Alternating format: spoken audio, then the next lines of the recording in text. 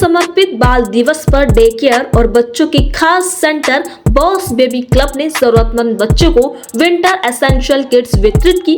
इस अवसर पर पंजाबी अभिनेत्री, मॉडल और सिंगर अवीरा सिंह मैसन ने भी शिरकत की। 1 2 3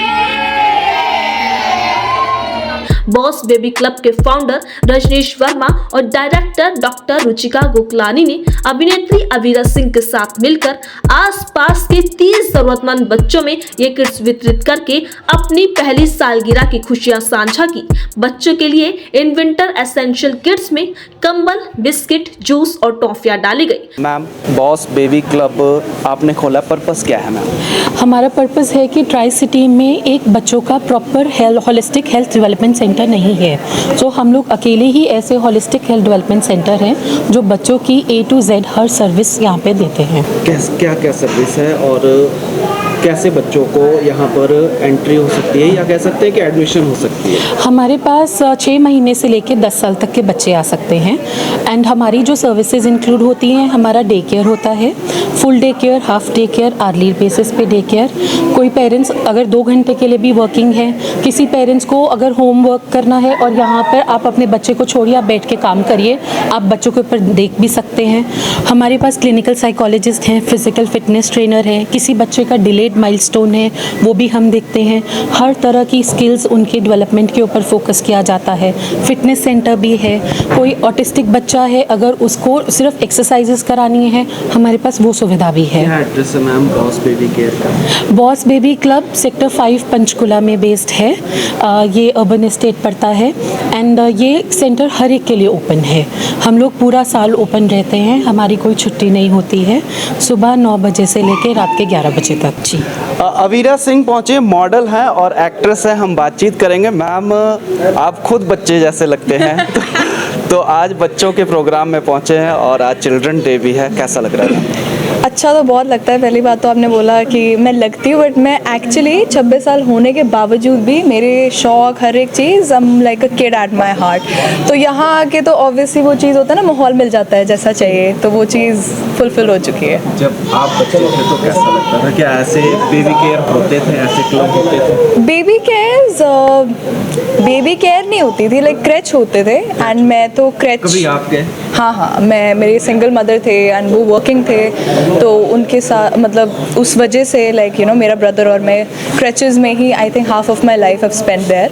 एंड जितना उन्होंने यू नो अभी एक्सप्लेन किया कि there are so many facilities है ना जो वो ऑफ़र करते हैं, उस टाइम तो नहीं होती थी, बट आई फील एक सिर्फ उस टाइम पे ये होता था कि एक बच्चे को पे नज़र रहे है ना, और अगर कोई पेरेंट नहीं अवेलेबल है तो वो एक तरीके से एक फ़िगर होती है यू नो, जैसे हम फादर फिगर, मदर फिगर बोलते हैं, तो वो एक चीज़ वहाँ पे हमें मिल जाती थी। मैम, देखा गया है कि लड़कों से ज़्यादा पेरेंट्स का प्यार लड़कियों को मिलता है, क्या सच है ये? नहीं, मेरे घर पे तो मेरे को सबसे ज़्यादा प्यार मिला है। तो आई थिंक वो होता है हर फैमिली में कोई फेवरेट के, बट आई फील कि हर कुछ ना कुछ यू नो हर एक बच्चे से कुछ ना कुछ एक अलग अटैचमेंट किसी पेरेंट की होती है, बट अलग अटैचमेंट यस होती है। कभी मैम पेरेंट्स से मार पड़ी है? आपको नहीं पड़ी? आई थिंक जो हमारे ब्राउन पेरेंट्स या इंडियन पेरेंट्स जिनको कहते हैं, वो उनका प्यार ही उनकी मार है, और कहते हैं ना कि माँ बाप की मार में भी उनका प्यार होता है। तो आई थिंक वो चीज़ ज़रूरी भी थी यू नो उस टाइम पे। क्या मैसेज देना चाहेंगे बच्चों के पेरेंट्स को? एक मैसेज मेरा ये है कि बच्चों को मेंटल फ्रीडम देना बहुत ज़रूरी है। ये नहीं कि आप नज़र ना रखो या उन्हें कुछ गाइड ना करो। फ्रीडम, आई फील कि बच्चों के पास इतनी फ्रीडम, मेंटल फ्रीडम होनी चाहिए कि वो आपसे कुछ भी बात कर सकें, यू नो, डिसरिस्पेक्टफुल नहीं, बट कुछ भी। उससे क्या होता है ना कि बच्चा गलती नहीं करता, बिकॉज़ वो गलती करने से पहले ही आपसे गाइडेंस ले लेता, आपसे बात कर लेता है कि मैं ये करने जा रहा हूँ या करने जा रही हूँ। तो वो एक माहौल क्रिएट करना, वो एक मेंटल फ्रीडम अपने बच्चों को देना आज के टाइम पे बहुत ज़रूरी है। एक मैम मैसेज हम अपने व्यूअर्स को और पूरे देश को अवीरा मैम देंगी मोबाइल को लेकर। आजकल बच्चों का बहुत अटैचमेंट है, आप कैसे देखती हैं? अगेन मैं ये कहूँगी कि बच्चे ना they are very simple creatures, तो बच्चों को माहौल देना ज़रूरी है, टाइम देना ज़रूरी है।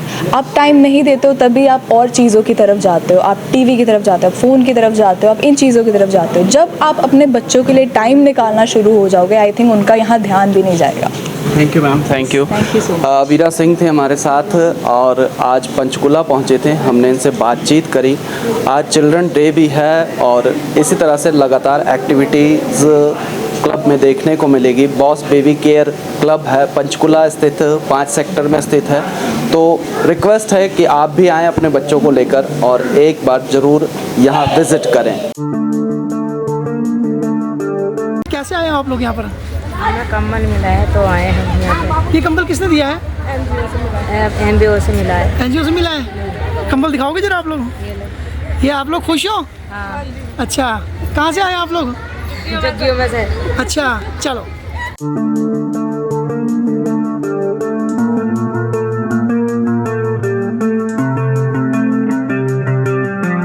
मैम एकदम टुडे न्यूज़ में बहुत बहुत स्वागत है। मैम आप खुद डॉक्टर हैं, कैसे देखती हैं बच्चों के केयर को लेकर? If I say about kids, the most important part nowadays to be taken care of about the kid is to keep them stress free. है ना, आजकल इतने छोटे से बच्चे भी हमारे पास आता है तो माँ बाप कहते हैं इसको स्ट्रेस है ना, स्ट्रेस बच्चों को स्ट्रेस है। तो this play area is very good. Let the kids come here, यहाँ पे आके खेलें, अपनी एनर्जीज़ को चैनलाइज करें, अपने अंदर जो एक्सेस स्टोर्ड स्ट्रेस है विद द एक्टिविटीज़ जो यहाँ पे सेंटर में प्लान किया हुआ है। तो this is a very good to destress the kids. जितना वो खुले एनवायरनमेंट में फ्री एक्टिविटीज़ में रहेंगे, मोबाइल से दूर रहेंगे, टीवी से दूर रहेंगे, and this centre is awesome for this. आप 1-1.5 घंटा they have started some gymming activities on regular monthly basis for the kids also.